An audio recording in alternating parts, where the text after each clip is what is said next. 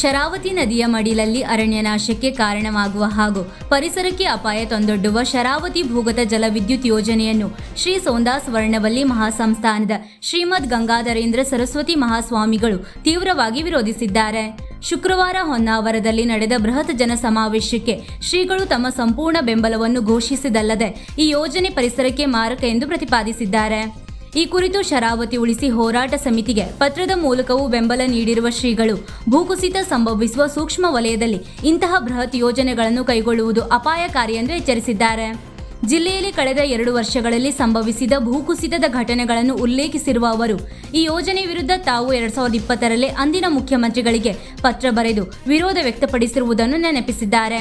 ಇದೇ ವೇಳೆ ಬೇಡ್ತಿ ಮತ್ತು ಅಘನಾಶಿನಿ ನದಿ ತಿರುವು ಯೋಜನೆಗಳ ಬಗ್ಗೆಯೂ ಕಳವಳ ವ್ಯಕ್ತಪಡಿಸಿರುವ ಶ್ರೀಗಳು ಇವುಗಳಿಂದ ಪರಿಸರ, ಕೃಷಿ ಮತ್ತು ಮೀನುಗಾರಿಕೆ ಮೇಲೆ ತೀವ್ರ ದುಷ್ಪರಿಣಾಮ ಉಂಟಾಗಲಿದೆ ಎಂಬ ವಿಜ್ಞಾನಿಗಳ ಅಭಿಪ್ರಾಯವನ್ನು ಎತ್ತಿ ತೋರಿಸಿದ್ದಾರೆ. ನದಿಗಳ ಸಂರಕ್ಷಣೆಗಾಗಿ ನಡೆಯುತ್ತಿರುವ ಇಂತಹ ಹೋರಾಟಗಳಿಗೆ ಸಾರ್ವಜನಿಕರು ಒಗ್ಗಟ್ಟಾಗಿ ಕೈಜೋಡಿಸಬೇಕೆಂದು ಶ್ರೀಗಳು ಕರೆ ನೀಡಿದ್ದಾರೆ. ಅನಿವಾರ್ಯ ಕಾರಣಗಳಿಂದ ಹೊನ್ನಾವರದ ಸಮಾವೇಶದಲ್ಲಿ ನೇರವಾಗಿ ಭಾಗವಹಿಸಲು ಸಾಧ್ಯವಾಗದಿದ್ದರೂ ಹೋರಾಟಕ್ಕೆ ಮಠದ ಪೂರ್ಣ ಸಹಮತವಿದೆ ಎಂದು ಶ್ರೀಗಳು ಮಾಧ್ಯಮ ಪ್ರಕಟಣೆಯಲ್ಲಿ ತಿಳಿಸಿದ್ದಾರೆ.